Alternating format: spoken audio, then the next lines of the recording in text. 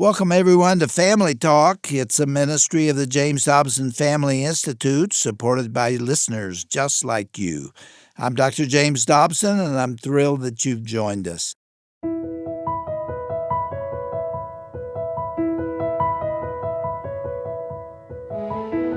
Well, hello, everyone, and welcome to a very special edition of Family Talk, the broadcast ministry of the Dr. James Dobson Family Institute. I'm Roger Marsh, and I'm joined in studio by Gary Bauer, our Senior Vice President of Public Policy here at the James Dobson Policy Center. Gary, it's always great to have you, and especially great to have you with us today. Well, same here, Roger. I really enjoyed the opportunities we have to do some of these shows and to both express how much we care about this great country and, of course, Dr. Dobson's ministry. And this is, I think, a particularly important show for people to hear. Absolutely. On today's program, we are going to turn the spotlight on the celebration of the birth of our great nation. We're going to hear a special presentation from Dr. Dobson titled, I Believe in American Patriotism.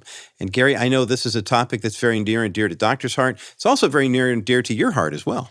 You know, it is, Roger. I grew up in a family that economically was challenged. I mean, I remember the paycheck tended to last until Friday, but the bills went on into the next week. And my parents... Yeah, I think the expression is there was more month than money. That is exactly the expression. Mm-hmm. I remember that. But I'll tell you one thing we were rich in, and that was love of country.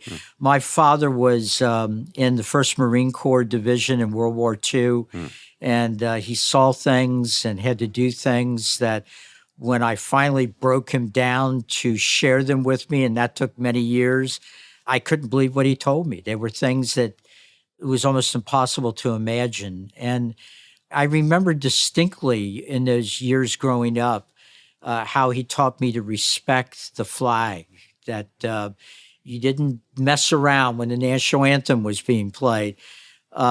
His nickname was Spike, so this was not a guy you crossed. But I love that. His entire life, when the national anthem played, he got a tear in his eye. I mean, it was so instinctive for that generation.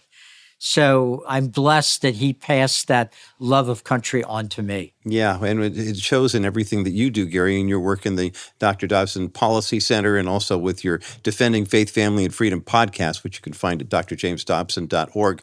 On today's special edition of Family Talk, we're going to hear Dr. James Dobson read a moving and patriotic letter that he received from his friend Don Fader. It's titled Patriots Prayer. Now, for more than 2 decades, Don, a very well-respected columnist, he was a journalist with the Boston Herald, served as communications director for the World Congress of Families. And the letter that he sent to Dr. Dobson was actually written back in 2010. But as you hear Dr. read this, you're going to hear how relevant it is even today. Walks through the bedrock values that make America great and highlights the key ways that the country, unfortunately, has abandoned those ideals in many ways. So I hope you'll listen intently to today's broadcast. We've titled it, I Believe in American Patriotism, on today's edition of Dr. James Dobson's Family Talk.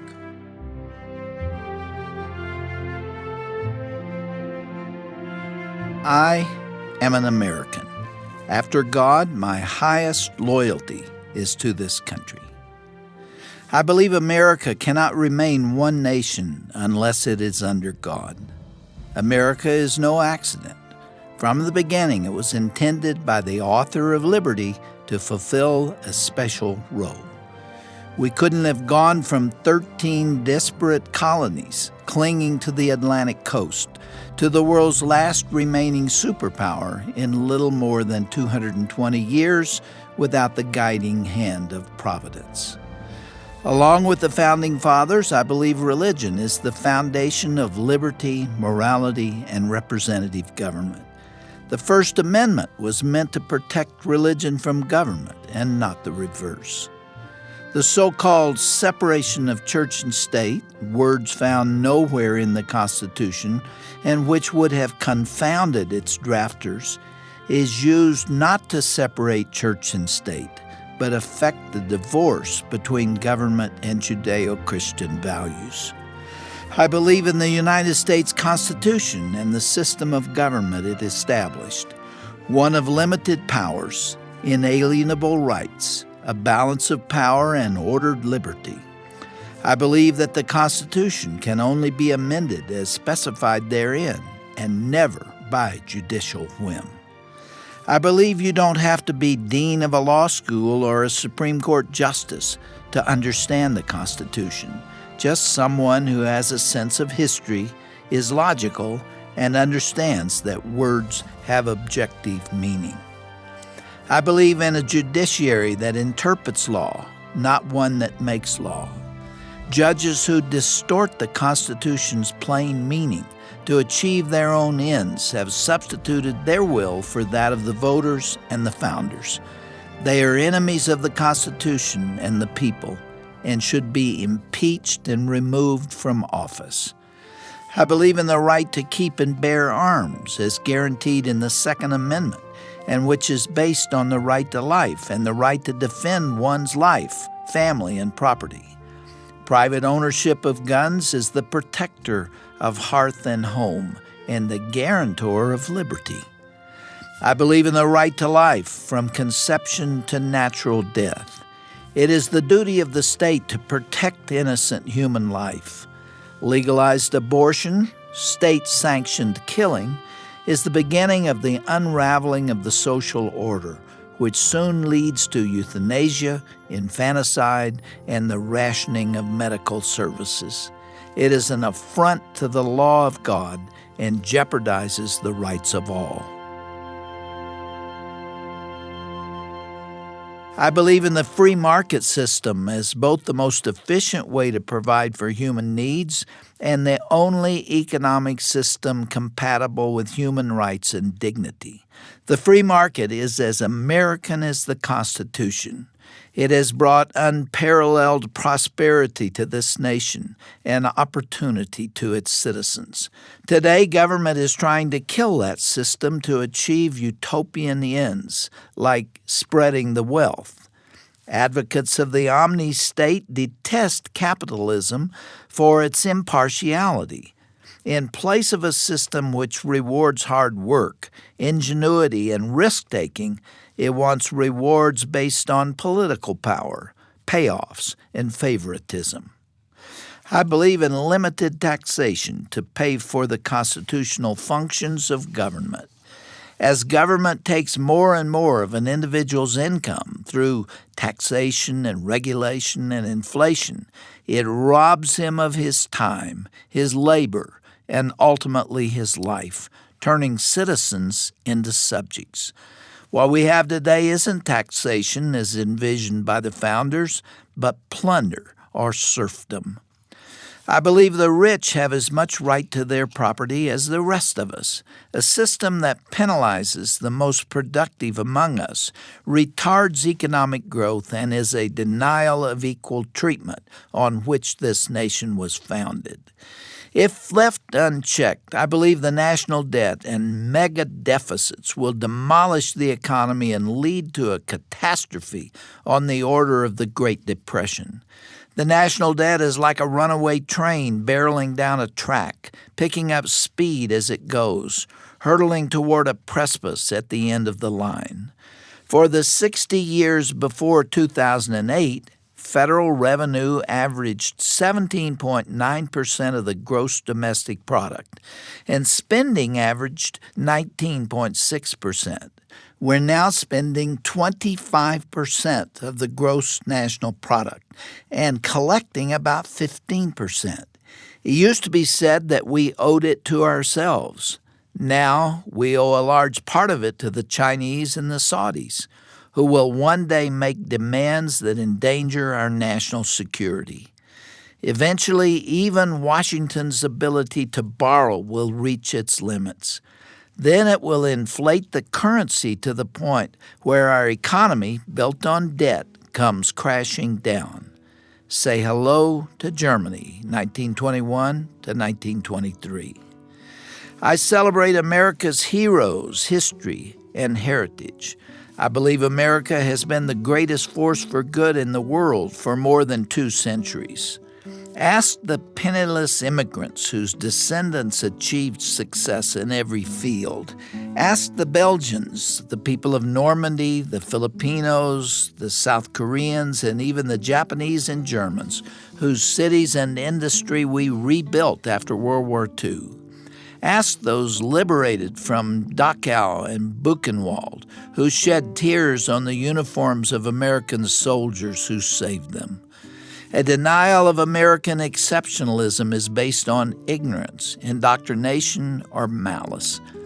I believe we need to begin teaching patriotism again. For decades, Hollywood, the news media, public education, and academia have been enemy territory. Elitists have indoctrinated generations to blame America first. This needs to be countered by a concerted effort to teach the young what America really means and why love of this country is thoroughly justified. I believe political correctness is killing our country. National security, law enforcement, and social stability are now subordinate to group sensitivity and spurious claims to equality. I believe in the America of individual liberty, patriotism, and honor. I believe in the America of George Washington and John Adams, of Andrew Jackson and Abraham Lincoln, of Teddy Roosevelt, Calvin Coolidge, and Ronald Reagan. I honor the brave men who fought to defend America as well as those who fight today, from Concord to Yorktown, from Gettysburg to San Juan Hill, from the Argonne to the Bulge, from the Chosin Reservoir to the Tet Offensive, from Kuwait to Kabul. Politicians talk about freedom. Columnists write about it. Members of our armed forces bleed and die to defend it. I stand with the Pilgrims, the Puritans, and the pioneers, the earliest settlers on these shores, and the intrepid Americans who pushed west, settling this vast continent, with the farmers and ranchers and merchants and mechanics, the workers, entrepreneurs, and inventors. America is a monument to their perseverance and vision. I believe a nation that cannot defend its borders has surrendered its sovereignty. Immigration issues should be decided by the American people based on the national interest, not by political elites and activist judges, based on expediency, a misguided altruism, multicultural fantasies, or a sense of guilt. The Statue of Liberty says, "Give me your huddled masses yearning to breathe free," not to give me your criminal class, your moochers, and those who refuse to assimilate, all of them here illegally. I am outraged by driver's licenses and in-state tuition for illegal aliens. This isn't compassion, but a slap in the face to hard-working, law-abiding Americans, including the immigrants who came here legally. I believe America's language is English, along with our common ideals. It's the glue that holds together a diverse people. From the Mayflower Compact to the Declaration of Independence, from Washington's farewell address to Lincoln's Gettysburg Address, from the Constitution to the latest congressional enactment, America's story has been written and spoken in English. I reject anything that detracts from the primacy of our mother tongue. I believe American identity is based on belief, not blood, heart and head, not race, religion, or ethnicity. An American is identified by what he believes, not the happenstance of birth. Everyone who believes what Americans have always believed, everyone who fights for America is an American, regardless of how he worships, where he was born, or the color of his skin. In the words of Shakespeare's Henry V, quote, "For he today that sheds his blood with me shall be my brother." I believe we need to stop dividing Americans along the line of race and ethnicity and start uniting them. The more the nation is polarized as us versus them, the less likely we are to hang together in times of trouble. Multiculturalism and racial identity politics teach minorities that they are members of a race, ethnicity, or community first, and Americans second, if at all. We need an electorate which will vote not as Latinos, blacks, workers, retirees, businessmen, etc., but as Americans for America. I believe that ultimately American security rests on the family. Families keep America strong. The family is the incubator of civic virtue. Those who undermine the family, including marriage, subverts America. I believe Israel and America share a unique bond. In the course of human history, they are the only two nations where the vision preceded possession of the land. American values stretch to Sinai and come to the west through Jerusalem, Rome, and Geneva. Absent ancient Israel's encounter with God, there would have been no America. To turn our back on Israel would be to betray ourselves. I believe Islam is the deadliest foe confronting America. Terrorism is almost the exclusive province of Islamists. Islam is the religion of peace, the way German is the language of diplomacy. Orthodox Islam is an ideology at war with American values, religious tolerance, equality before the law, and non-aggression. September 11, 2001 was not Islam's declaration of war on America, but a milestone in a clash of civilizations that's been going on for more than 1,300 years. What fascism was during the 1930s and 40s, what communism was from 1917 through the Cold War, Islam is today. I believe America needs patriots as never before.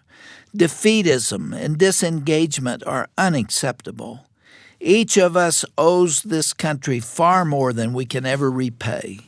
To withdraw from the fray is a betrayal of the patriots who came before us, the Continental soldiers who left bloody footprints in the snow on Washington's retreat from New York, the patriots who starved and froze at Valley Forge, the patriots who stormed Cemetery Ridge and those who held the ridge, the lost battalion of the Argonne, the Marines on Guadalcanal, the heroes who landed on Omaha Beach under withering fire, the battling bastards of Bastogne, those who fought with the sword and those who fought with the pen, those who first beheld this blessed land with tear-filled eyes, and those who refused to give up when all seemed lost.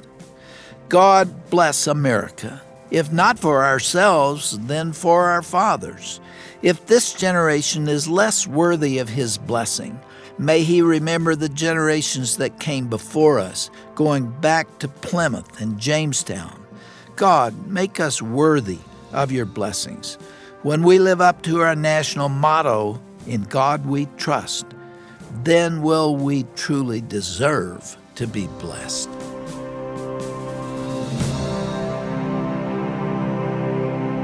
Well, that concludes Dr. James Dobson's powerful Independence Day presentation on today's edition of Family Talk. I'm Roger Marsh, joined in studio by Gary Bauer, our Senior Vice President of Public Policy here at the Dobson Policy Center. Gary is also the host of the outstanding Defending Faith, Family, and Freedom podcast. And Gary, what an encouraging reflection from Dr. Dobson as he shared with us that powerful letter sent to him by his friend and fellow conservative warrior, Boston Herald columnist Don Fader.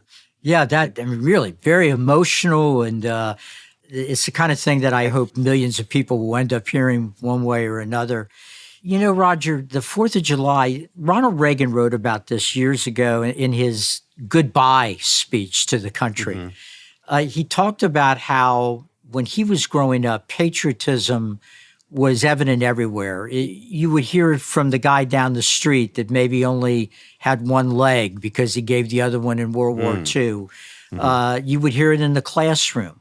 The popular culture reinforced it. But Reagan, all the way back in 1988, said he was worried that those things were gone today, and that it was up to families at the dinner table to pass on this love of country and the facts about America to their children and grandchildren. And I think that's true today, that it really is up to families, to parents and grandparents. One of the things that I think it's easy for a family to do is just pick a couple of things. I mean, one of them is Lincoln's second inaugural. It's just one page long. And in that one page, Lincoln refers directly or indirectly to God in the Bible 13 times in one page. It really is almost an indictment of all those out there that tell us that religion had nothing to do with America, and that it's only recently that people keep molding our Christian faith with America. But no, that's not true. Here's something that I think is really easy for parents. The central idea of America is in the second paragraph of the Declaration of Independence. There's about 24 words right in the middle of that paragraph. And if you're an American child and you don't know those 24 words, I would question whether in any real sense you're an American child. I mean, even if you were born here, if you don't know these 24 words and what they mean, then you don't know the central idea of America. So let me remind the parents listening what those words are. We hold these truths, it says. Now, see, that's a problem right there, because we live in a culture where many of our elites don't believe there is such a thing as truth. It's one of the reasons they don't teach the sentence in American schools the way they used to. We hold these truths to be self-evident, that all men, it means all mankind, that all men are created equal and endowed by their government. No. If you're a parent or a grandparent and you're listening, I hope you knew right away that that's not what it says. It doesn't say endowed by your government or their government. It says endowed by their creator. That's the God of the Bible. Endowed by their creator with certain unalienable truths. That means truths that cannot be taken away. In fact, it even means more than that. It means these are truths you can't even surrender any more than if you offered to say, hey, here, take my heart. You can't do that. It would kill you. Well, these truths are so fundamental, they can't be taken away, and you can't surrender them. With unalienable rights, among them the right to life. Now, isn't that interesting? Even before sonogram machines, the founders knew that without the right to life, none of the other rights would matter. And it's another reason why a lot of our unionized teachers are not interested in teaching this important sentence. Sadly, yes. Among these, the right to life, liberty, and the pursuit of happiness. By the way, Roger, not a lot of people know this. Sometimes they'll take this right to happiness and they'll just focus on that, and they'll say, well, that means I get to do whatever I want. No, when those words were written, happiness was defined as the pursuit of virtue, because only by pursuing virtue could any man be truly happy and free. So those are some of the most powerful words ever written anywhere, and they are the founding words of the American Republic. You don't have to have a doctorate in American history, mother or father or grandparent or grandfather. If you just look at some of the basics of the American founding, you can give your children and grandchildren an estate, a legacy that will bring value to them the rest of their lives, and will have the side impact of preserving this great republic for future generations. Well, thank you, Gary. What great wisdom and insight from our own Gary Bauer about American patriotism. You know, here at the James Dobson Family Institute, we are committed to preserving the biblical principles that built this great nation. Our mission centers on strengthening families, defending religious freedom, and promoting the sanctity of human life. Now, speaking of our founding fathers, of course, this Friday, we celebrate Independence Day, and it's a perfect time to deepen your understanding of the faith that shaped our nation's beginnings. In that spirit, I encourage you to sign up for our free Faith of Our Founders email series at drjamesdobson.org. You'll discover how God's hand guided America from its very beginning and learn about the deep Christian convictions of the men who crafted our Declaration of Independence and Constitution. These inspiring stories will strengthen your faith in God's plan for America. And again, you can sign up for the Faith of the Founders email series when you go to drjamesdobson.org. Gary Bauer, thanks so much for being with us today here on Dr. James Dobson's Family Talk. Well, thank you, Roger. It's a pleasure to be on the James Dobson Family Institute team and be with a group of people that love God and love America. You can't have better work than that. And for Dr. Dobson and all of us here at the JDFI, thanks so much for listening today. Be sure to join us again next time right here for another edition of Dr. James Dobson's Family Talk, the voice you trust for the family you love.